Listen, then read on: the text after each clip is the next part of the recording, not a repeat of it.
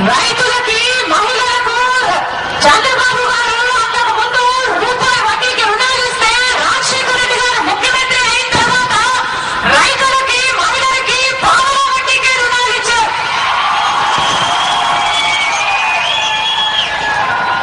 లక్షల మంది మహిళలు మన రాష్ట్రంలో బ్యాంకు మొక్కను చూసి ఎరుగని మహిళలు కూడా బ్యాంకు వరకు పోయి డబ్బులు తీసుకుని ఆర్థికంగా స్థిరపడిన రోజులవి. పేదరిక కారణంగా డబ్బు లేని కారణంగా ఏ ఒక్క విద్యార్థి చదువు ఆగిపోకూడదని ప్రతి విద్యార్థి కూడా పెద్ద చదువులు చదువుకొని పెద్ద ఉద్యోగాలు చేస్తే తప్ప పేదరికమైన ఊబిలో నుంచి ఆ కుటుంబాలు పైకి రావని తెలిసి రాజశేఖర రెడ్డి గారు మీరు ఏది కావాలంటే అది చదువుకోండి, మీరు డాక్టర్ అవుతారా, ఇంజనీర్ అవుతారా, ఎంబీఏ చేస్తారా, ఎంసీఏ చేస్తారా, ఎంఫార్మసీ చేస్తారా, మీరు ఏది కావాలంటే అది చదువుకోండి, ప్రభుత్వమే ఉచితంగా చదివిస్తుంది అని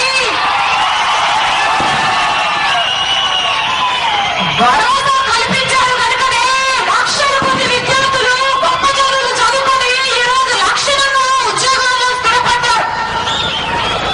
డబ్బు లేని కారణంగా ఏ ఒక్క పేదవాడికి వైద్యం ఆగిపోకూడదని పెద్ద మనసుతో ఆలోచించిన రాజశేఖర రెడ్డి గారు ఆరోగ్యశ్రీని ప్రవేశపెడితే లక్షల మంది ప్రజలు లక్షలు విలువ చేసే వైద్యాన్ని గొప్ప ఆసుపత్రులకు వెళ్లి తలెత్తుకొని చేయించుకోగలిగారు. ఖోయ్ ఖోయ్ ఖోయ్ ఖోయ్ అని ఫోన్ చేసిన 20 నిమిషాలకు వచ్చేసేది 108. 104 అయితేనేమి, అభయహస్తం అయితేనేమి, ఉపాధి హామీ అయితేనేమి, ఇలాంటి ఎన్నో పథకాలు చేశారు రాజశేఖర రెడ్డి గారు. కేంద్ర ప్రభుత్వము మన దేశమంతా 50 లక్షల ఇళ్లు కడితే రాజశేఖర రెడ్డి గారు ఒక్క మన రాష్ట్రంలోనే 50 లక్షల పక్కా ఇళ్లు కట్టి చూపించారు.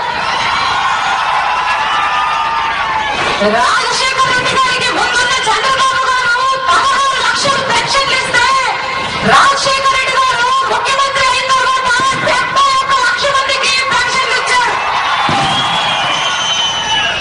55 లక్షల మందికి ఎక్కువ పెన్షన్లు ఇచ్చి తన మనసు ఎంత పెద్దదో నిరూపించుకున్నారు రాజశేఖర రెడ్డి గారు. ఇలా ఇన్ని పథకాలు అద్భుతంగా చేస్తే కూడా రాజశేఖర రెడ్డి గారు ఏ ఒక్క రోజు ఏ ఒక్క ఛార్జీ పెంచనే లేదు. రాజశేఖర రెడ్డి గారు ముఖ్యమంత్రిగా ఉన్న 5 సంవత్సరాలలో ఒక్క రూపాయి కూడా గ్యాస్ ధరలు పెరగలేదు, ఒక్క రూపాయి కూడా ఆర్టీసీ ఛార్జీలు పెరగలేదు, ఒక్క రూపాయి కూడా మున్సిపల్ ట్యాక్సీలు పెరగలేదు, ఒక్క రూపాయి అంటే ఒక్క రూపాయి కూడా కరెంటు ఛార్జీ పెరిగిందని ప్రతిపక్ష పార్టీలు కూడా చెప్పలేవు. ఒక్క రూపాయి కూడా ఏ ఛార్జీ పెంచకుండానే రాజశేఖర రెడ్డి గారు అన్ని పథకాలను అద్భుతంగా చేసిన రికార్డు ముఖ్యమంత్రిగా నిలిచారు. ఈ ప్రాంతానికి సంబంధించి గోదావరి డెల్టా మోడరైజేషన్ వర్క్స్ కనుక పూర్తి చేసుకోగలిగితే 1,00,000